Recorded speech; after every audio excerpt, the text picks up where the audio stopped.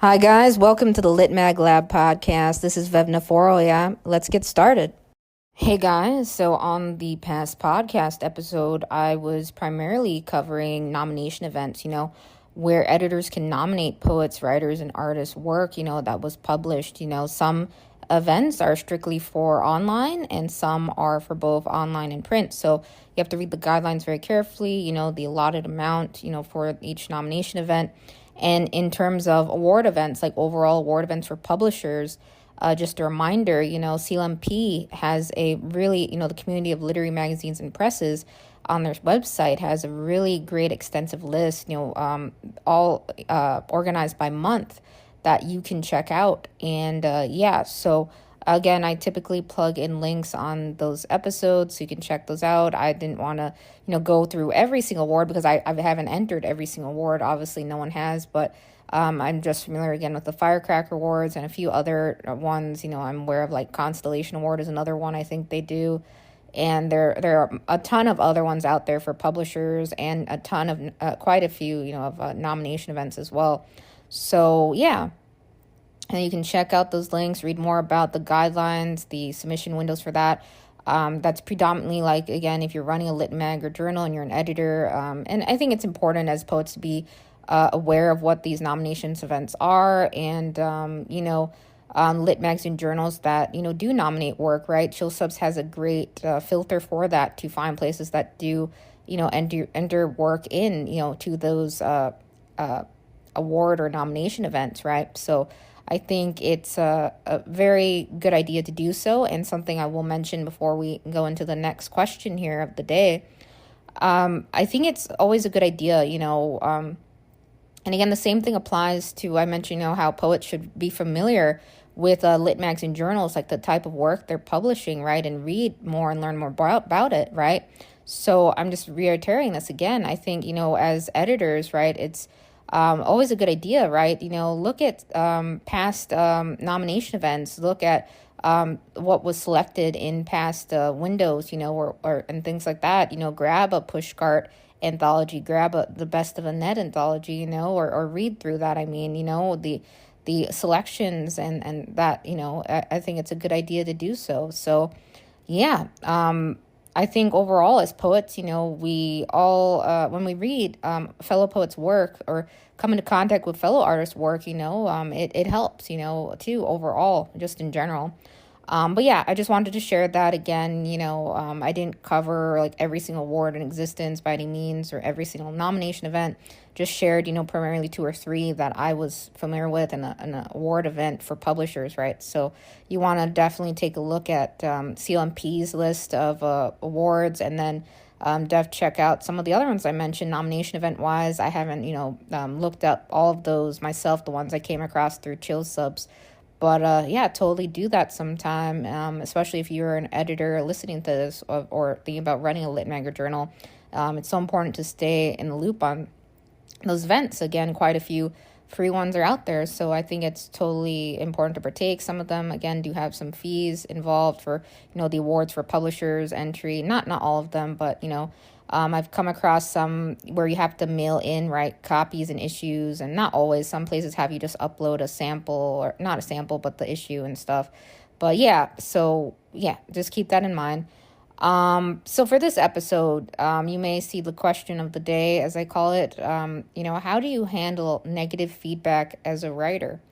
So I guess this could, this is more so focusing on writers, but it could apply to anyone, right? Editors even, and, we, as if you're gonna start a lit mag or journal, right, it's bound to happen. Not everyone's going to be a fan of your publication. Not everyone's going to like it, and it's bound to happen again. So I think let me go back to the beginning here of like my journey a little bit as a writer and share some personal experiences here in terms of the realm of or feedback. So I actually typed an article. I will share that I typed an article that I shared through Dippity, Lit Mag, our mailing list, talking and walking through feedback and like experiences I've had with ratings, reviews, things others have said about my work when I was starting out, in poetry. Now, I didn't start off as an Instagram poet or out on social media or anything like that. I was never really deemed myself as a poet, I always, did a lot of art, and then I started poetry more so in sixth grade. And my grandpa, again, had given me, poetry books. Like, I had all kinds of writing books, and I had chicken noodle soup books, Khalil Gibran, and a couple other poets that he had sent to me in the mail, from Kuala Lumpur, Malaysia, that I had gotten from him when I was in Minnesota. So, yeah, I think, I would say, after doing, that the assignments I had from like middle school, and I got into a lot of writing communities, and I think that's what really helped me. Again, I know I covered this in a past episode, but if you're tuning to just this one, I want to touch base on it again. So Figment, right? I joined Figment, which was prior to that, I think it was called Ink Pop or something like that, the community space. Then it transitioned to Figment, then Figment was no more, then it was Underlined, and so there's still a lot of really great writing communities in existence, even for solely poetry.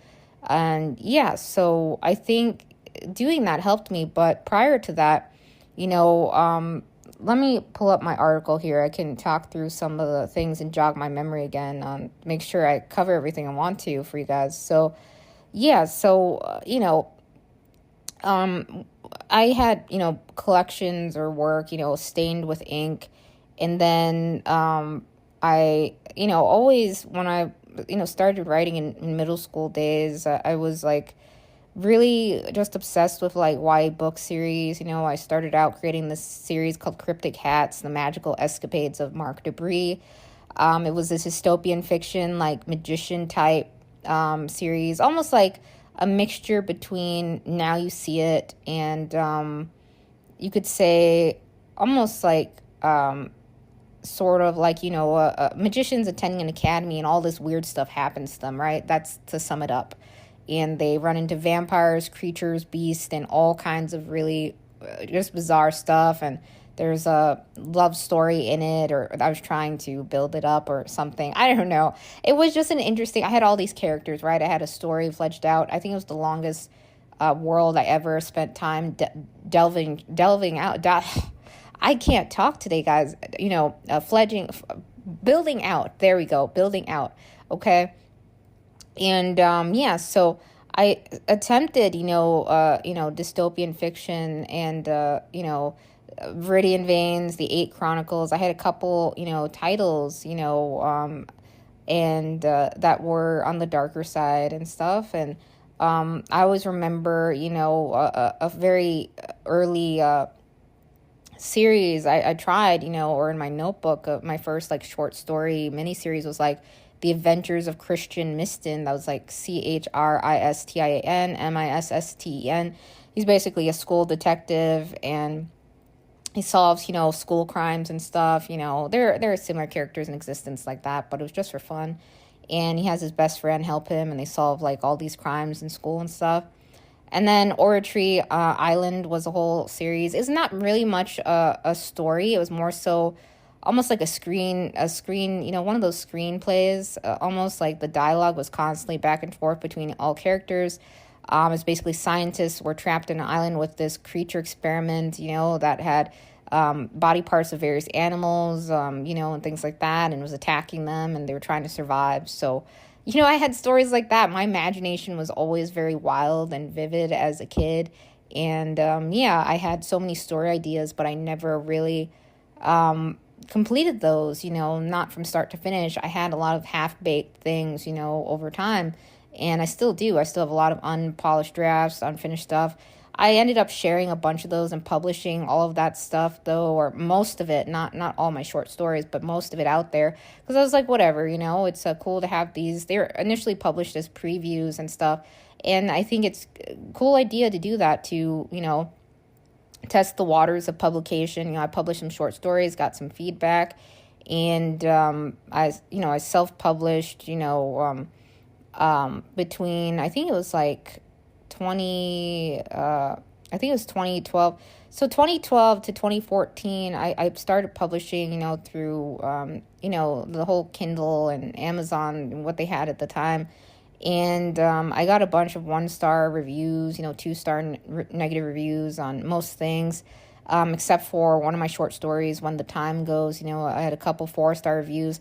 Some of the reviews dissipated over time on some of my publications. I'm not sure why. I'm guessing some accounts were just like they were discontinued, or I'm not sure what happened, but because those reviews were really cool to see, those typed reviews and the feedback. And we see reviews on Goodreads too. I have some still up there. And so the first poetry collection I ever published was self-published was Rattled Souls. That's what I called it, and it was on Smashwords. I tried to use my real name for publication a couple times, but then I tried a pen name, Marie Kaur, and then I tried Vevna Forrow, which today. So I don't think I have anything under my initial pen name that I tried briefly, but yeah, Vevna Forrow is the one I use. And it's basically Rattled Souls was a collection of, all my high school work, and I ended up doing, a shorter work, right, called Extinct around, I think, around that time. And, I think it was around November 2013, and it was like Extinct, a poetry collection. So I ended up migrating a lot of my older work and stuff from middle school and high school into Chirp on Wood, which is another ebook. So, a lot of that's my early work, my high school, middle school mind, which is, you look back at writing and working like, did I really write that? And some of it makes us laugh, and some of it doesn't necessarily always, depends on the subject matter. For the most part, my stuff back then was very comical, bizarre, and LOL. But, so I've had feedback, where they just liked one poem out of the whole collection. I've had things where others and got 1 star. I think I had that back in June 11, 2014. Someone said, I would have to say Defy the Break is a great little poem that speaks to anyone, and then they put one of their favorite lines. And then someone had said, I only really liked one poem again, and I got a 2-star review on that Extinct collection. Someone said, short form poetry, a short collection of seemingly unrelated poems, quick and easy to read, although probably not for everyone. So back then, a lot of my work was unthemed, right? So what I picked up on that is it's so important to have themed focused collections. So that feedback actually helped me, and I think it's cool to test the waters with your work. It doesn't really have to be under your real name. It can be under your pen name, right? And 1-star reviews, if you get like 80, if you get a bunch of 1-star reviews, that doesn't automatically say your work sucks, okay? A lot of authors, think about it, had mixed reviews, right? And some had, a mixed bag. You're always going to get a mixed bag of reviews. There's always going to be someone who, may think your work's childish or ridiculous or complete rubbish and bullshit, right? And garbage. It happens. We get some reviews that are pretty harsh, on the harsh side, right, as writers. So, if you're going to be a writer, you have to have, the saying, right, is to have tough skin, to really not let it hurt you. I know, just going back to what I said. So, I put ebooks out a lot between 2013, 2014, and I took it down because I felt bad actually about the reviews. I was affected by it. I was like, maybe I shouldn't start publishing anything, I felt just kind of like sad, someone had said, one of my works, when I was testing a lot of short stories on my real name, someone had said, this is so sad, no one should ever read this. And, I don't know who would read this ever. So, obviously in the description, right, it was so blatantly obviously, and the genre it's in, it literally says, in the description, it's a sad story, right? It's very sad and short, right? I mean, like, if you're not, like, looking for sad, and then you're, like, literally commenting it's way too sad, like, that was, like, a weird comment I had once. I was, like, kind of baffled by that. It was about, I think it was about a character who was stuck in, he couldn't reach his sibling or something. I had this weird perspective, stories, right? Not necessarily about my life, but I think it was, I forgot what I called it, but this guy was stuck in a hospital bed, and he couldn't get out of it, whatever he tried to do or anything, and all these things were happening around him.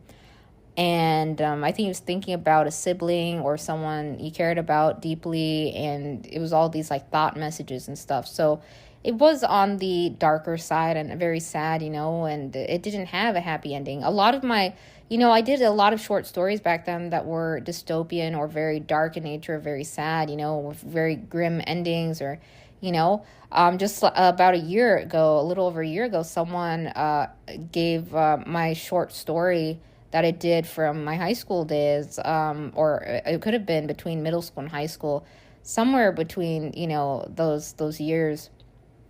They gave it a 2-star, 1-star. I was like, someone actually read it. Someone read my high school short story. So, you never know who's going to come across your work and read it, and it's okay. I'm not going to take down a lot of my high school and middle school work or anything like that. I think it's cool to leave it up to see what our high school and middle school mind was like, and to compare, the past to present, And it's totally okay, to get reviews on your work presently, right? And to clean things up and come back to it, it's okay. Some authors do that. Some authors do version 2.0, 3.0 until they're happy with it. And that's totally fine. So, again, you're not always going to get positive feedback on your work, it's hard, I think, as writers, as poets, to get feedback that's free, right, on your work and stuff.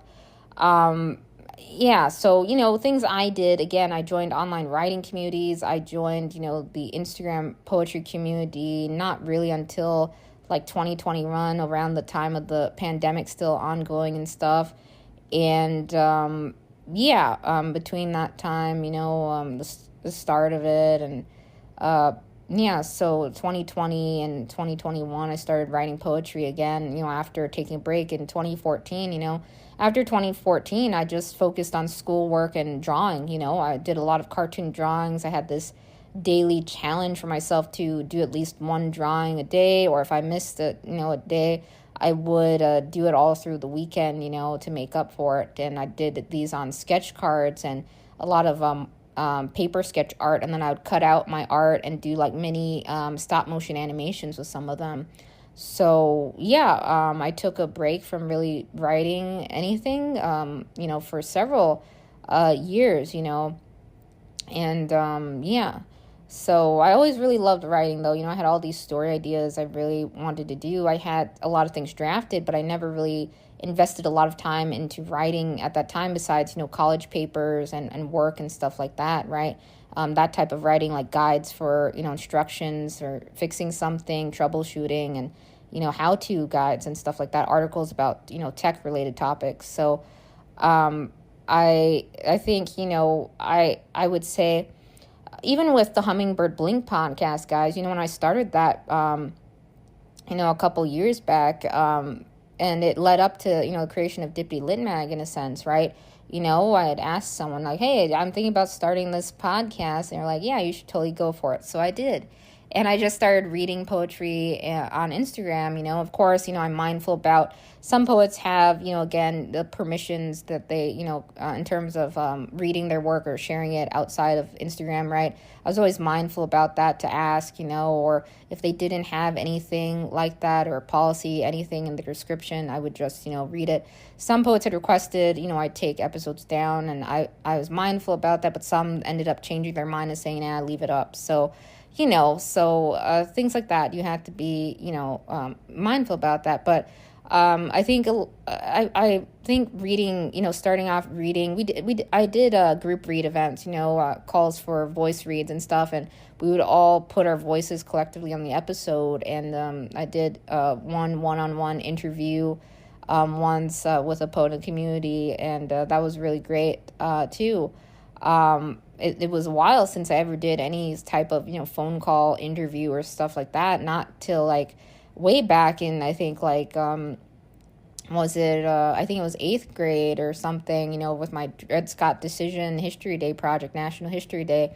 I had called the professor on the phone, and I wasn't like like super prepared for it. He was like, yeah, you can ask me questions and have me as your, like, the, to interview for this, because I couldn't get a hold of someone, related to Dred Scott, but I tried. And then, I came across a professor at this university, and called him up on the phone. And I was just like, really nervous. And I started asking questions. He was answering them. It was really cool. So, yeah, so I have like interviewed people in the past and things like that. And, we all go through job interviews and stuff, but I think there's always nerves, right? And things like that. When we publish our work ourselves, or even when we're submitting to lit magazine journals, we all get super nervous. I trip up on my words on this podcast all the time. It happens. I'm not perfect. No one is. I think, it's important to just pay attention to constructive feedback, right? And not to pay mind to very just like brief 2-word feedback, like you suck, I hate this, or 3 words, right? Totally. There are reviews out there that are very short and brief. I personally have seen a lot of poets in the community, friends even, they get some bizarre comments on their work sometimes and stuff. And, we oftentimes hear that term trolls, right? Or I don't know what other people call those types of messages. There are other terms for it, right? I'm not going to say, but sometimes people are just trying to, irk people, right? Or say some really rude and nasty things. And it's hurtful, right? I mean, it's there's that saying, sticks and stones may break my bones, but words may never hurt me. But, words do hurt. They do. They stick in our mind, things we hear from young into our adulthood, right? There are things we carry with us. And of course, you can, brush it off, but it's hard. There is a song, I used to listen to, way back. I have a couple songs that I plugged into that negative feedback review, dippity tip article I did way back in February of 2024. There's a song, I think songs help us, get through some things that make us sad, right? So I always listen to music and stuff. So, Jane Zhang, Janezhang, Dust My Shoulders Off. I really love that song. It's fun. I think it's something that I listened to at the time. And there was another song, called Don't Be Too Hard on Yourself. I used to listen to that quite a bit.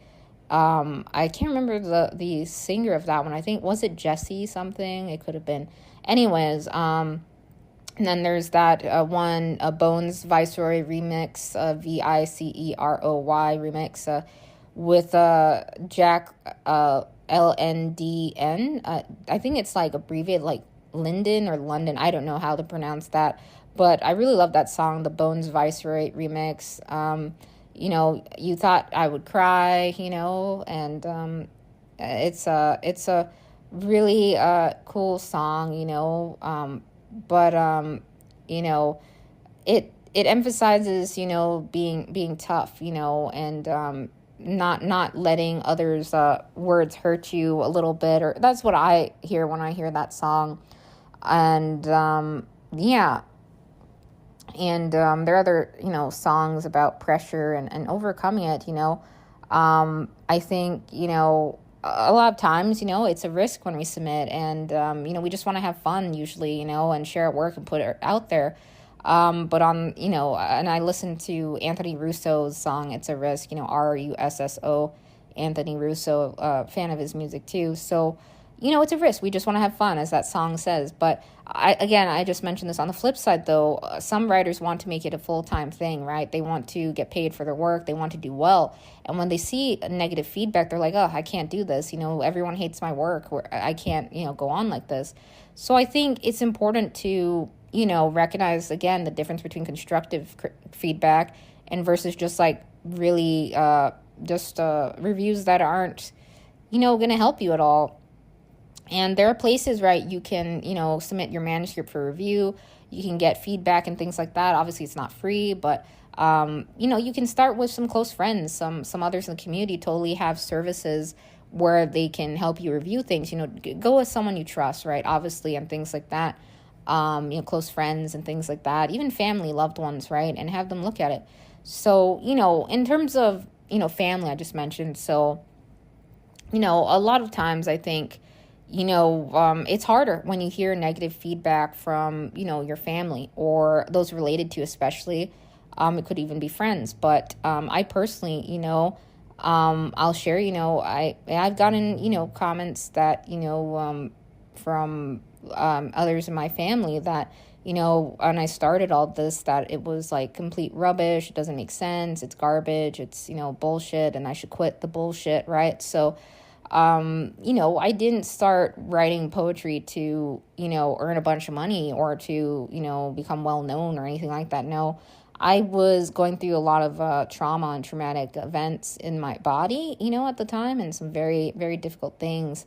And it was just a very confusing, hard time for me. So, if others in your family really aren't like grasping that or understanding where you're coming from, if you're a writer, artist, usually what you do is express yourself. You use your what you love, to express yourself, which is writing and art in my case. So, I just started throwing out all my thoughts there, whether they be random or not, or some of them actually have, meaningful messages behind them, and some of them are complete, just random fun stuff. I just want to write for fun, it's important, that you do exercises with your mind, that you write something, or do something, If you sit idle, right, and, you're in pain, it's just a very uncomfortable feeling, So a lot of times, several years back, I would just try to write a poem a day or things like that. I was on Poetsizer briefly. I removed my Poetsizer account, but and I ended up just exporting all those out into a little book and stuff, and publishing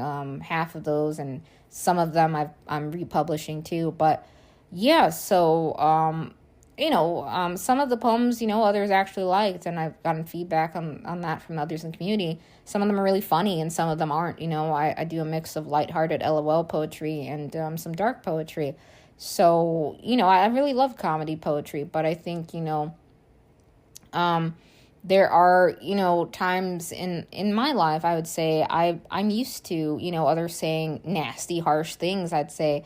Again, I mentioned this on some podcasts, not just this one, but I know I've been called like literally every dirty name in the book that you can think of. And it's not because, I did anything. It's just that, perhaps others have, temper, anger issues or things like that, or they don't grasp, things, the same way you do. You have to remain calm in things like that, when others are, just saying ridiculous, things, name calling you. I think when you're name called by, those in your family or those that it's painful, it does. It's something you carry with you, but you can't really let it bother you. F words, A words, all of the above. I've been called that totally. And a lot of people knew me, growing up, and I never swore or said anything like that, or never really did anything like that. But, I think when we go through a significant amount of trauma or, some serious events, and, sometimes we, we're just appalled by others' actions and, things like that. Sometimes we curse, sometimes we have a limit, right? And we curse, right? So, I didn't curse a whole lot growing up. I was raised not to curse, but a lot of people around me in my family and everything like that, it was nothing but curse words. So I've always been super polite. I'm sure you guys know, or some of my friends in the community, I've always, done my best to refrain from cursing. Of course, I listen to music with cursing stuff.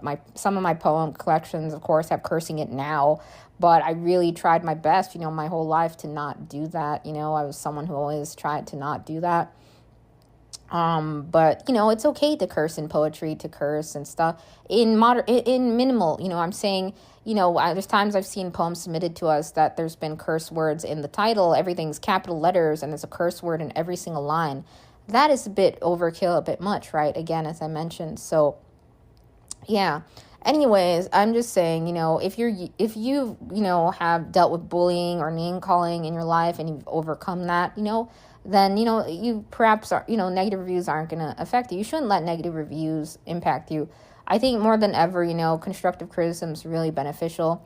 It's hard, sometimes writers receive nothing but positive notes on their work, but they really want to improve it, right? And it comes down to the fact that you have to find someone who's going to be honest and upfront with you about your work. And it shouldn't make you feel, of course, it's going to make you feel kind of bummed out if someone doesn't like it, but, people are always going to tell you, your work sucks, you shouldn't be a writer, right? I mean, some people are told that, your work doesn't make sense, don't be a writer. Nothing you do is going to get you anywhere. It's not popular, it's not, it's completely pointless, it's going nowhere, things like that. I think a lot of us, have pressure, right, financially and things we want to do, but we can't because of, money and things like that, right? And there's only so much you can do. So, there are a lot of, again, free ways to get feedback, right? I mentioned just like, publish snippets of your work out there. It doesn't have to be the whole thing.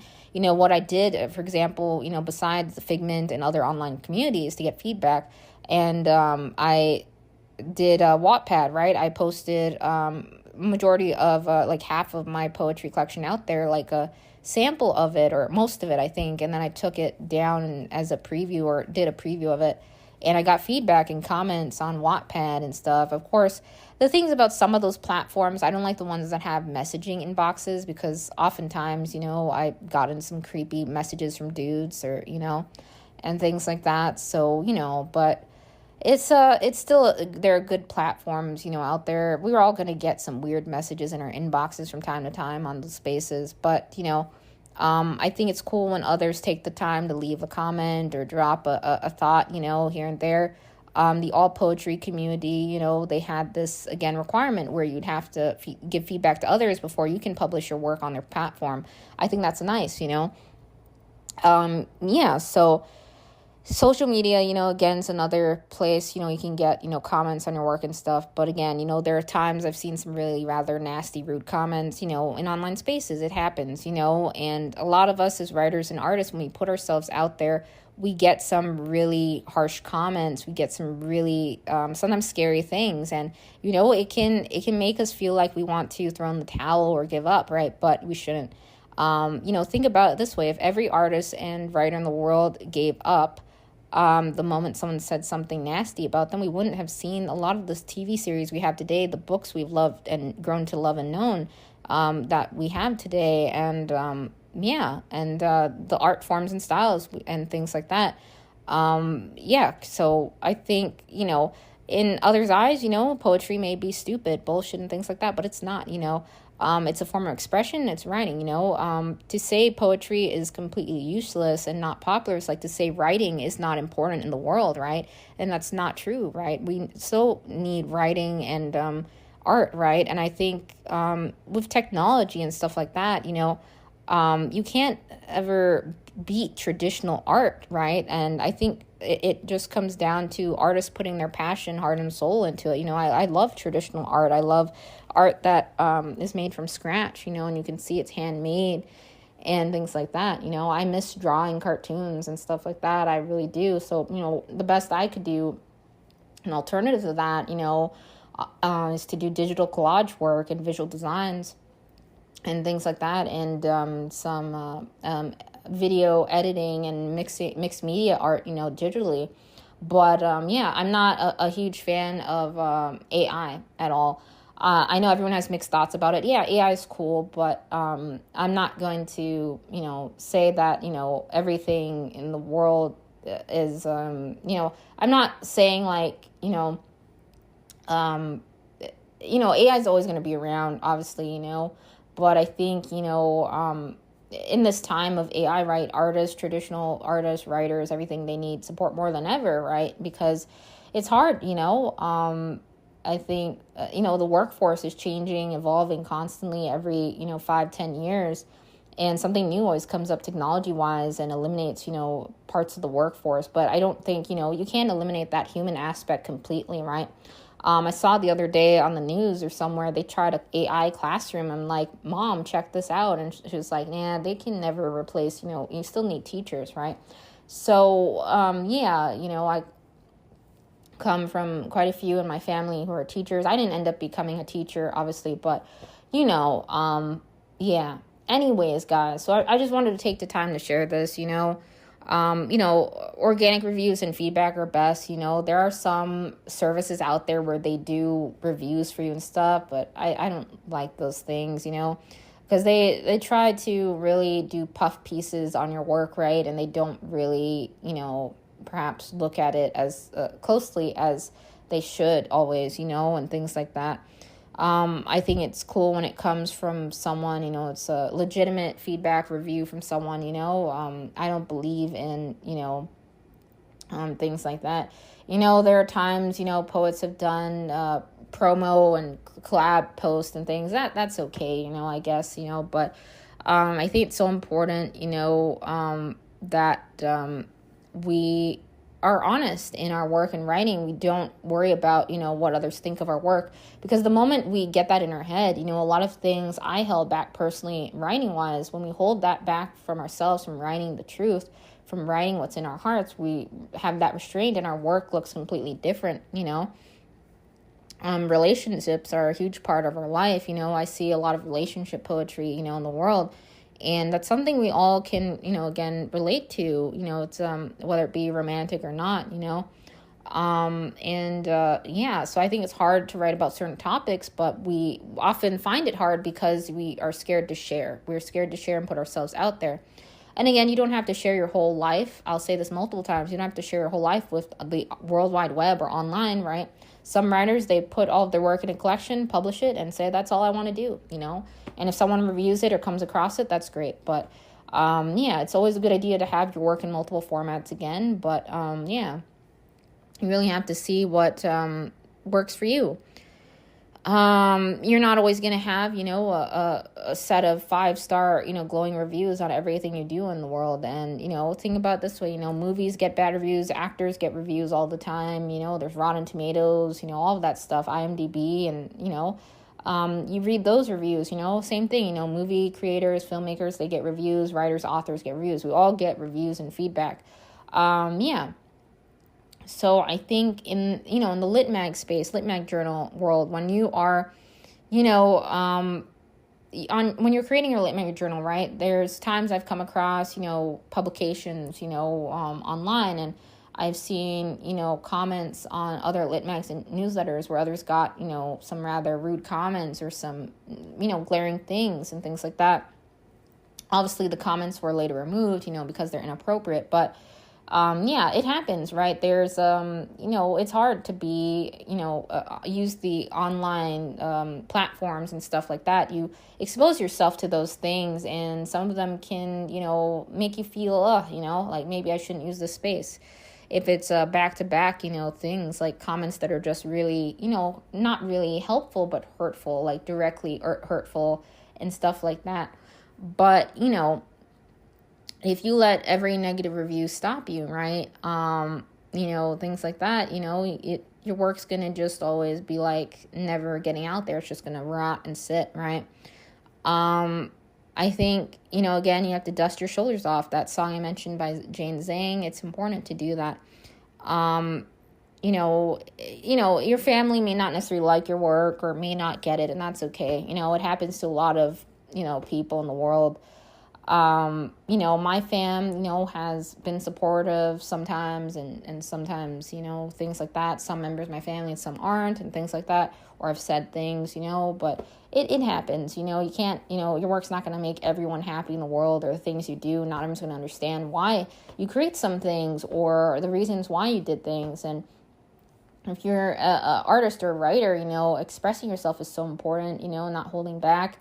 I think, if you're someone who likes making things, and you want to share that then go for it, just be mindful that you're going to get some comments out there that are going to be like one day, like, OMG, like, why did you say that? Yet, it happens, negative feedback, it can be tough to address that, but we as editors get feedback that's negative. We as, human beings, it's just bound to happen. Some point in your life, you're going to get someone not liking something that you do. Okay.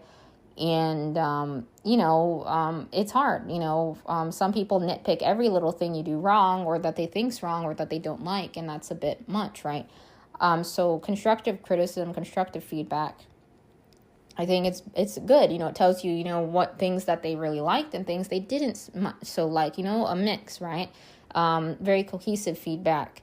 rather than saying this is the worst story I've ever read in my life, right? That's just like, ugh, like what didn't you like about it, right? I don't know, was it the theme of it? Was it the chapters? Was it not edited, or all the grammatical errors bothered you? Or was it the focus of it? Did you not like the story development? What specifically didn't you like about it? Not just like, it sucks, it's stupid, I don't get it. It that doesn't help anyone. So if you're writing a review to someone, think about it. It's going to be seen by that writer author. It's going to impact them. So when you're taking time to write a review, be mindful about that. On both sides, right? You have to think about that.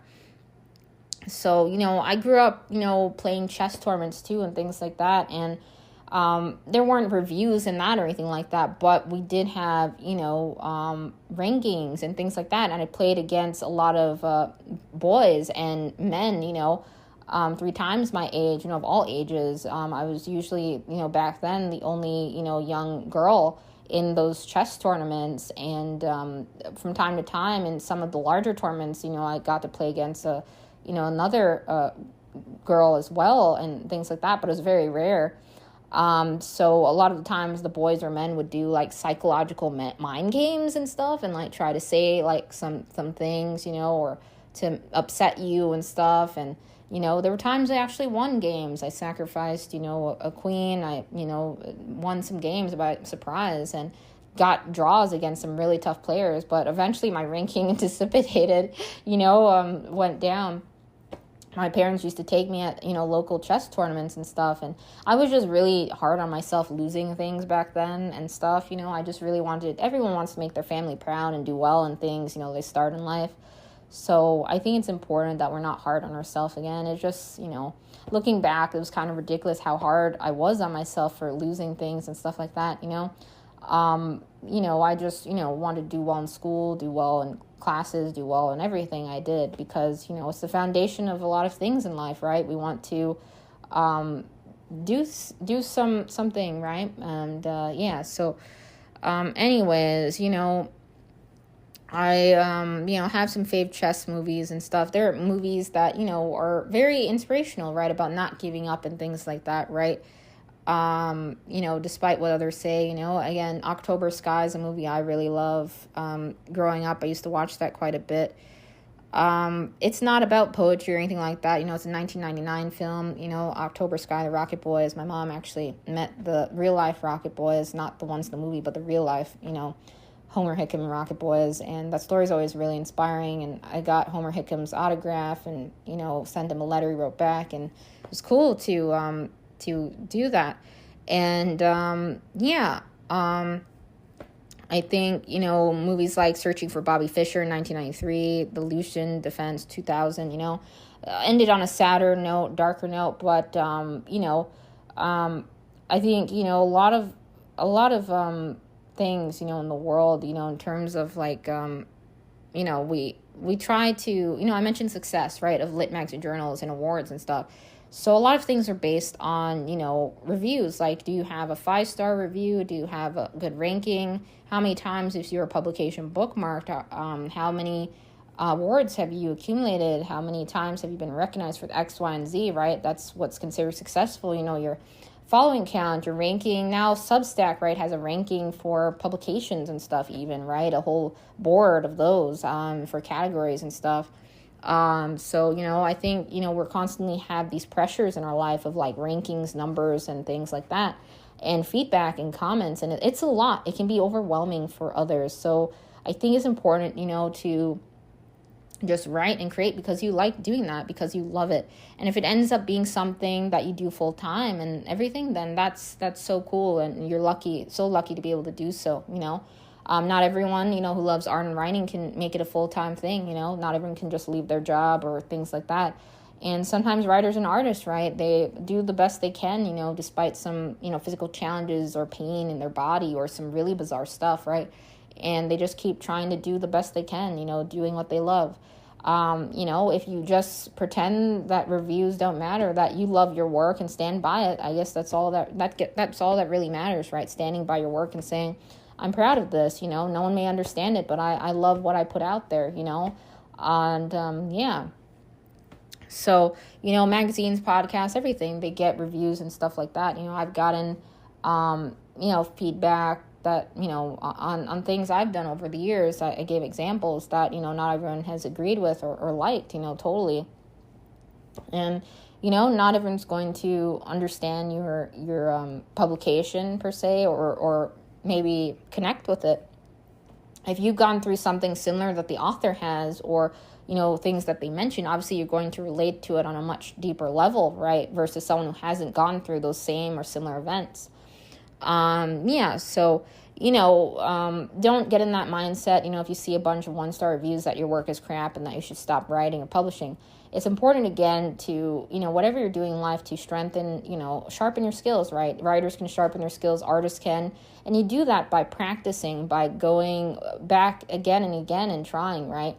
And I mentioned workshops for writers, things you can do even, or, as artists, I think what helps me personally, getting, to a point where I did, the visual work I do and stuff like that. I've always been a creative person, and, drawing has always been like my first thing that I ever really loved in life. It's like the thing I was most passionate about, cartooning.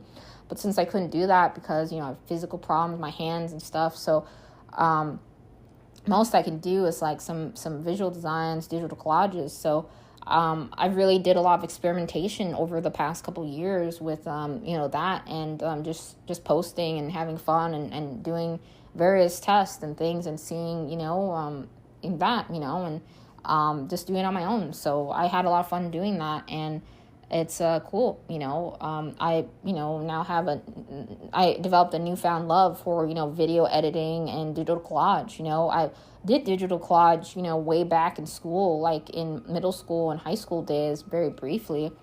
And I did some cover design products for others in the community in Figment, like for the community boards, when they would say, hey, I need help with a cover, or others would message me on my page saying, hey, can you help me out? I need a cover.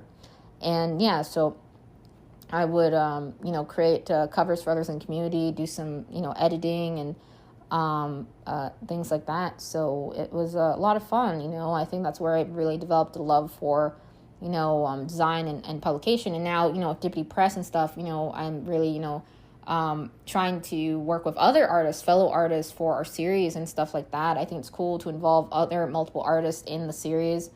We can't always do interior art because it's super expensive, but I do the best I can. Some artists have been so nice about, staying within our budget and range, but, it's, tough, art's expensive, and I want to pay artists fairly for their work for Dippity Press. So, we just have fees again, discontinued at Dippity Lit Mag, but Dippity Press, I think, we can't really do that because of costs there and stuff, but, I do the best I can. So,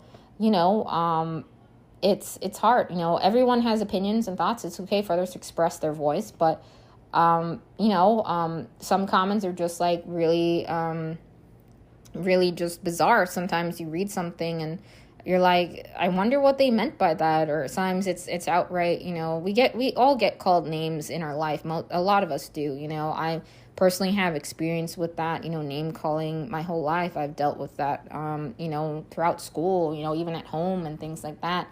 And it's not cool to compare others, to someone and things like that. You shouldn't compare yourself to others. You should just do your best, As long as you do your best and are happy with, what you do, that's okay, yeah. So, check out some of those songs I mentioned. Maybe I can plug them in at the bottom.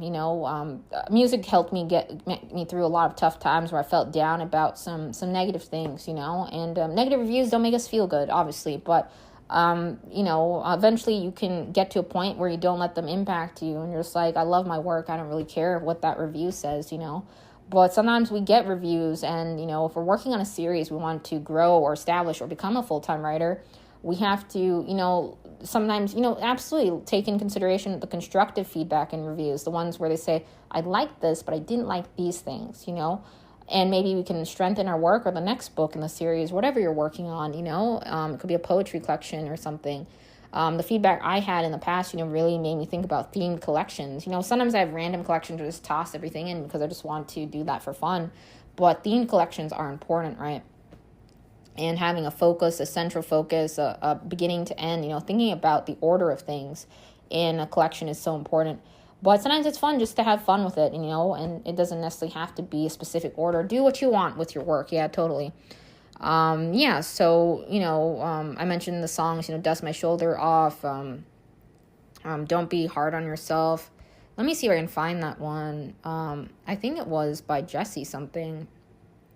Jesse Glynn? Yeah. GylnneJess, Jess, not Jesse, Jess Glynn. So don't be so hard on yourself, yeah. And Bones Viceroy, Jack London's, I think it's LNDN, Bones, you couldn't break my bones, and you thought I'd break down and cry. So I love those songs. I think they really are, some music gets us through some really tough days, And, so I was always someone who listened to a lot of music, to, just get through the day, it's cool to do that, when we're working or, even, when we're writing poetry or we're just relaxing, it's a good way to de-stress. So I always give movie and song recommendations on things I do. It's just music and movies were a huge part of my whole life. I think for a lot of us, we have fond memories of songs and movies and films and books and poetry collections and things we encountered in our life, things we have done, our whole life, right? So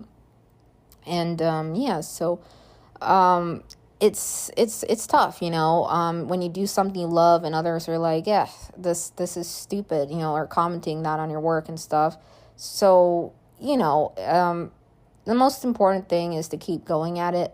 I could name countless authors who didn't give up, and we know some famous authors, almost threw out their work, but then they came across someone who believed in their work, stood by it with them, and they moved it forward, and it got out there, and then others, and it evolved, and there are tons of book series that are out there like that, and I think that's cool. Authors' origin stories, right? How their series and characters evolved, into whole worlds and stuff that others have grown to know and love. Several out there. I grew up with Divergent series, Maze Runner, and Animorphs. Those are some I never forgot personally that I really loved, and so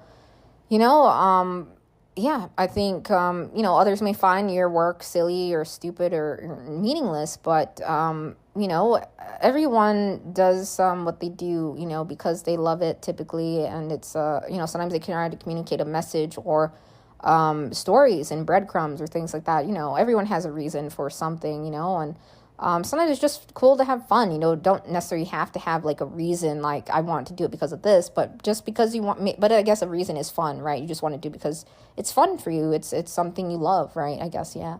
So I hope this episode helped you, so, it's hard, name calling. It happens in some online communities. Some tough things happen, and sometimes you get bullied even, online bullying is still a thing, for artists and writers in the community.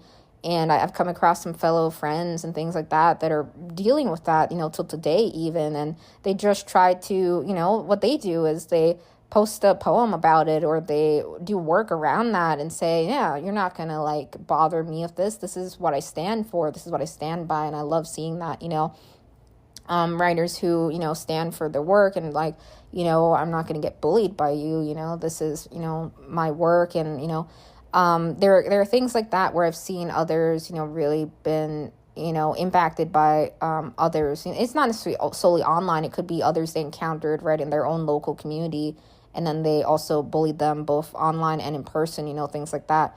So it happens, but don't let that scare you, It's so important, to express yourself, to share, but it's still the online community, right? So you have to be careful about, who you trust, and be cautious about that, right?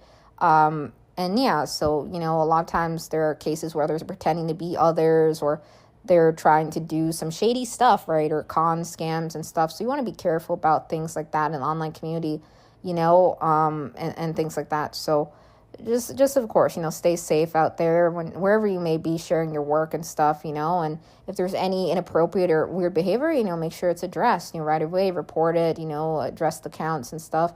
you have to, stay on top of that stuff, yeah. So, negative reviews, negative feedback, it's never fun, but you have to push through it, I know it's not easy and stuff like that, but same thing about, I know I went a bit long in this episode, but, getting a bunch of rejections, right? Sometimes we get some really kind of like off-putting wording from rejection letters from, and sometimes they're canned responses and sometimes they're not, back from lit magazine journals, right? We've all gotten them. I myself, we've gotten some weird ones, right? Or some that are like, what did the wording of this, it's kind of, it can be seen as painful sometimes, some things, the wording of some of those rejection letters, and sometimes they're not canned and sometimes they are typed again. But you shouldn't let that stop you from submitting. It took me, over 100 tries to get published in the first, online journal and stuff. And, some of the first places I ever got published in was, Kindergarten Mag and Phantom Kangaroo. Phantom Kangaroo was like my first submittable acceptance. I was like really surprised by that. And the poems I had submitted to them, and one of my poems got accepted, but the poem I had submitted, it was just a time I was like, okay, what I basically said is clear your mind and don't think about anything else. Just write the first thing that comes into your mind and think about something that you really love or care about, or someone it could be even. And so I was thinking about things in my life, and things I was going through, and an interaction that had happened. And I think it was back in issue 29, April 12th, 2023. That was my first publication from a submittal acceptance. So I did a poem that was inspired by true events, actually, bits of it were inspired by things I'd gone through or pointing at it, indirectly, so, certain things get us through pain. Sometimes people help us, get us through very painful moments in our life. Things like that, right? Sometimes we cross paths with others unexpectedly, or, there are, encounters we never expected to affect us in the way that they did. They take us off guard in good ways, right? They catch us off guard, or they help our heart, right? And they help us, think about, really focus on the things we love. And, sometimes when we write poetry, we focus on people we care about, or, have feelings for, right? Things like that. So it's okay to, express yourselves in writing and stuff like that. You don't have to share names or anything like that, or be super personal. But I would say, again, a lot of the work I had accepted was, just pointing to actual things that happened in my life on the back end. I may not outright say in every poem what that is. Some of the poems are blatantly obvious, but some of them aren't.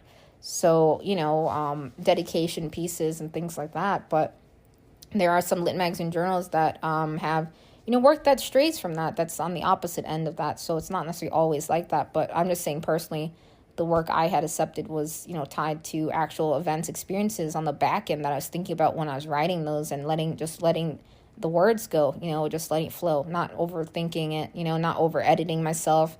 Unedited raw versions, I think, are cool. Usually editors will work with you if the poem just needs a few minor tweaks, right, or things like that.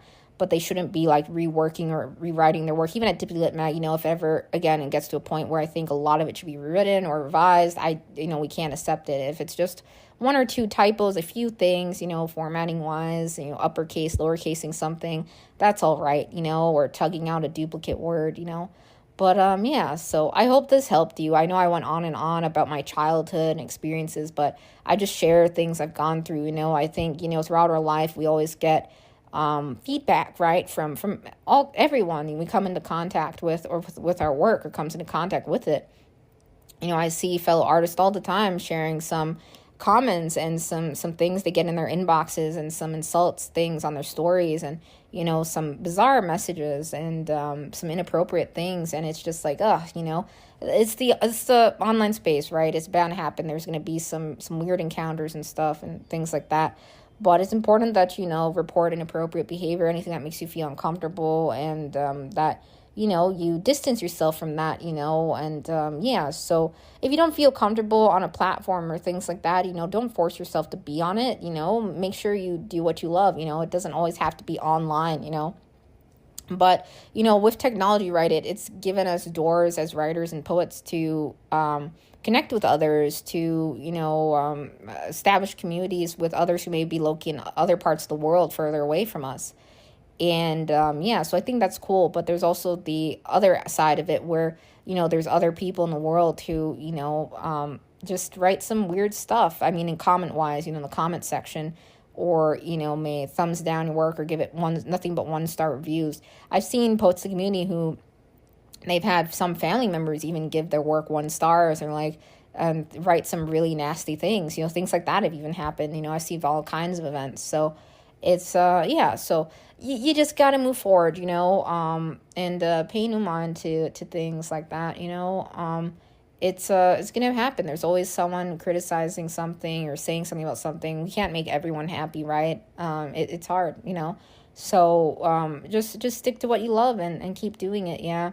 Again, don't be so hard on yourself when it comes to that, just do the best you can.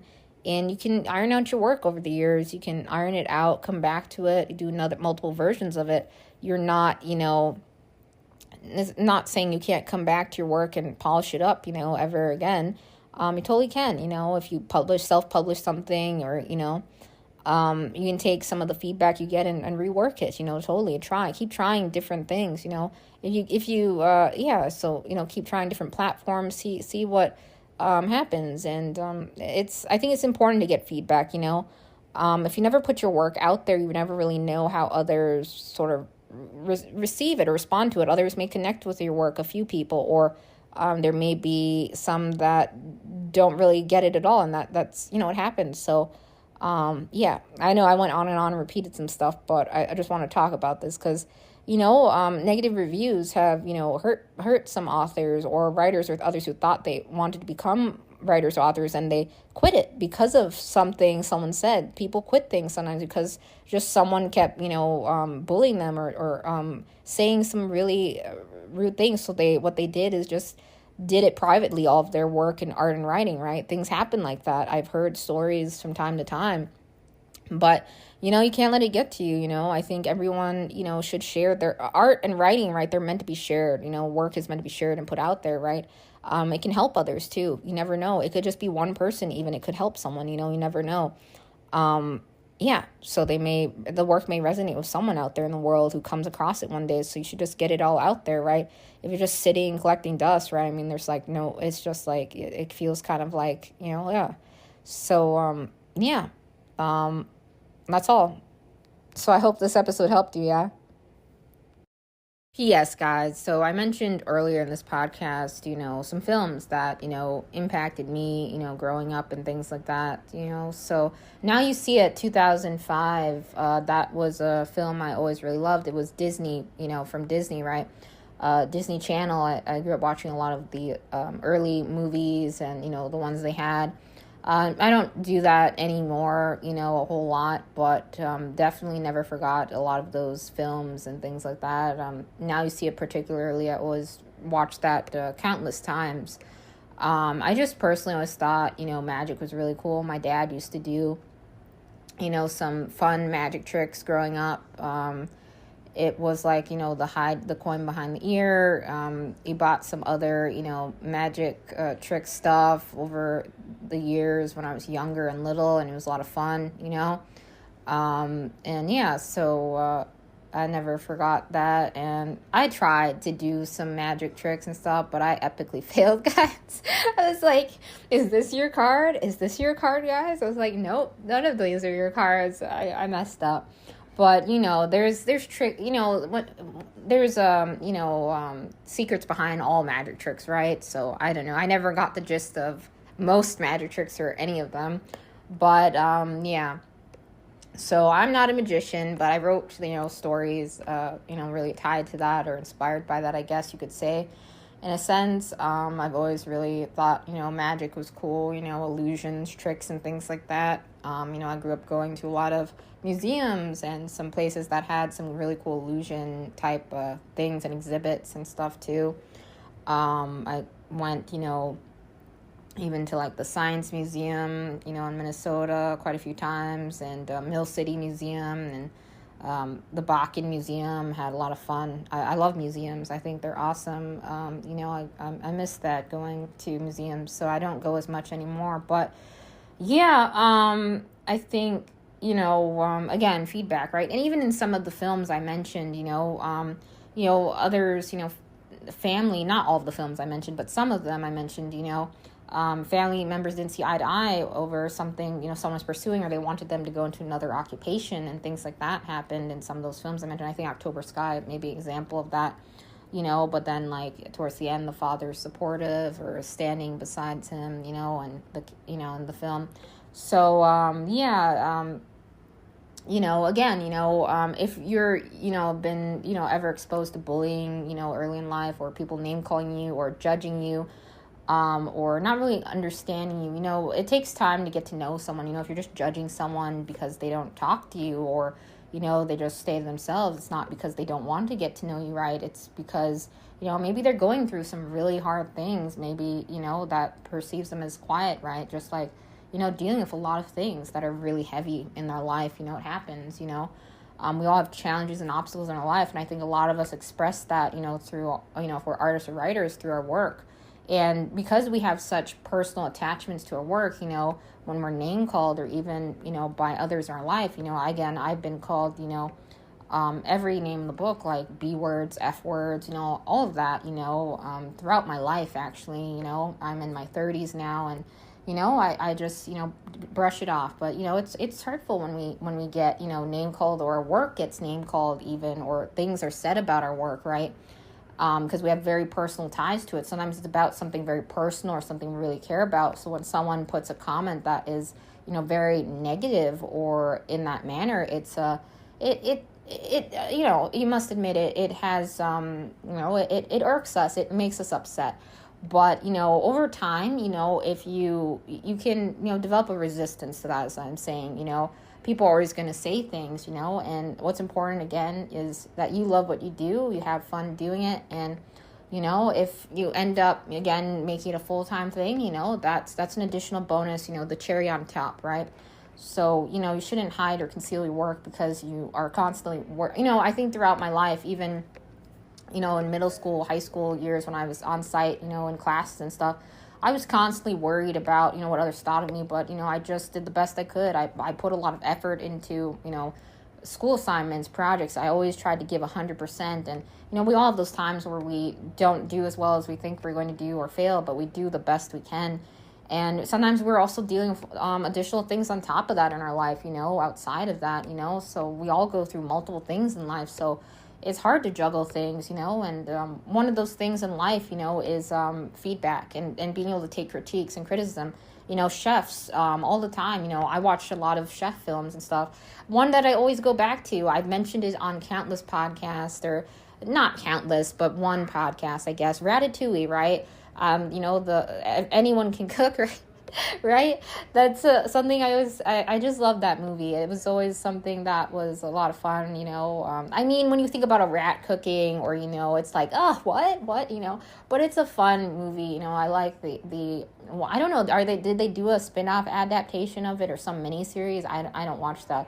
I think originals are usually the best, usually like the classics and stuff too, so I'm not like, but anyways, anyone can write a poem, but anyone can take up writing poetry, anyone can, start creating art, but it comes down to it, the quality of the work, right? A poem, right? You can strengthen and iron out your poem. You can get to a point where it's very vivid, very detailed. Same thing with art, right?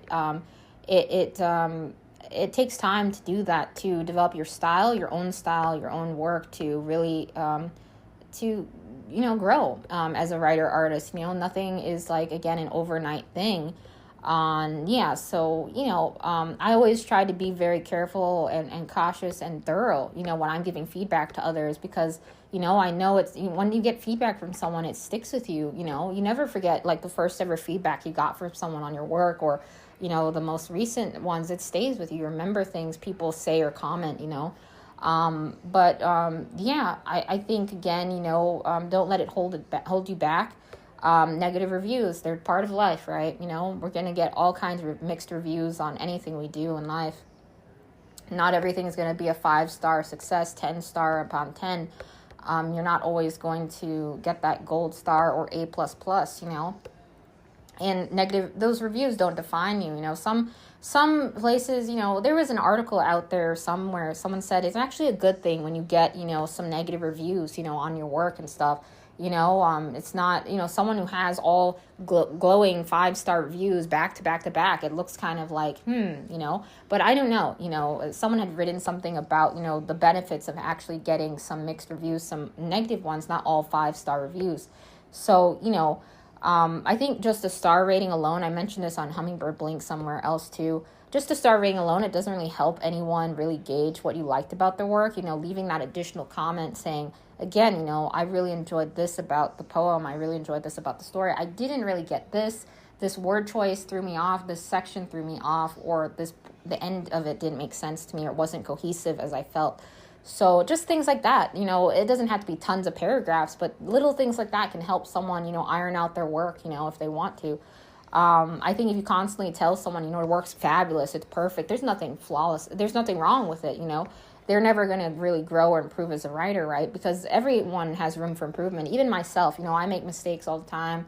I totally accept it. We're not perfect, we're not robots. So yeah, we're only human. We have our thoughts, feelings, expression.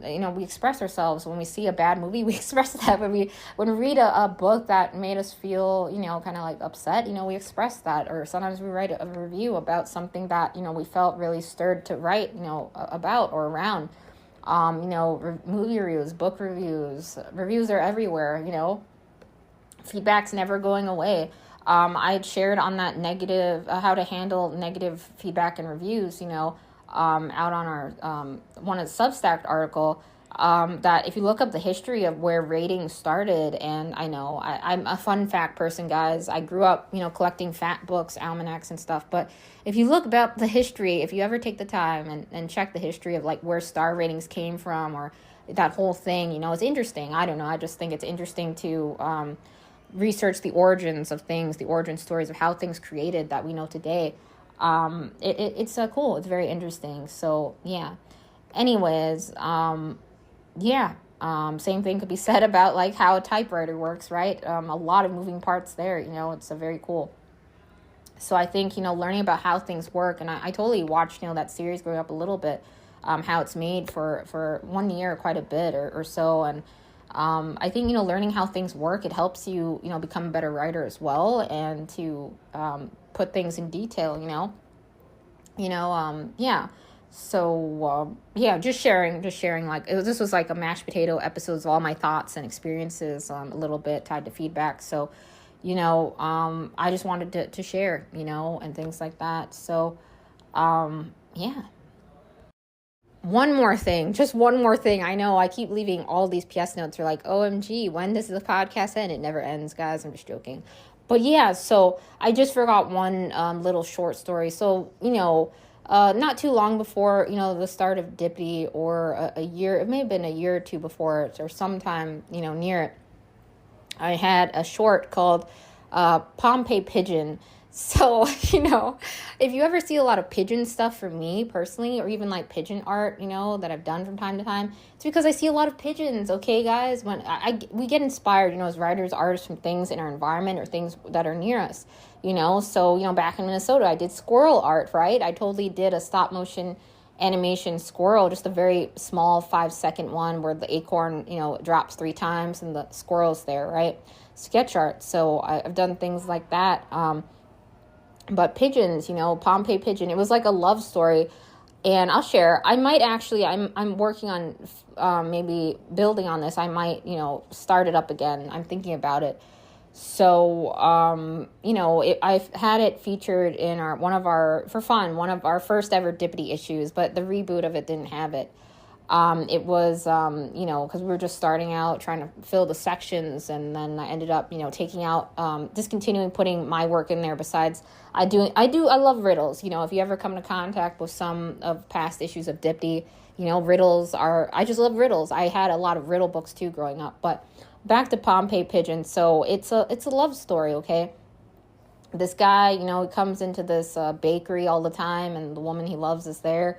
And it's not inspired by true events, guys, at all. But anyways, so, he comes there to do, his open mic events or poetry and stuff like that. He just to express himself, to share his work and his words. And he ends up, developing feelings for the bakery store owner, who, doesn't really reciprocate feelings or understand his feelings yet or know about them.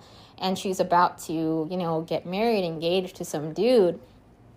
And he's like, OMG, but I think I, love you. I think I have feelings for you. I know I care about you. I love you. I have those types of feelings. And, we've known each other for so long, and like you're getting married suddenly. It's like, OMG, like what? So, I think we could all relate to having, secret feelings for someone and being scared to admit it, or to do that, because we're scared about what others think, or, things like that, so, I've written stories like that. It's, I want to finish that. So who knows? I may come up with an ending to that story, or speed it up, the ending a little bit. It was supposed to be an ongoing series or something. I'll let you guys know if I ever finish that. But I'm thinking about, I'm thinking about continuing that one. It's one I wanted to. So yeah.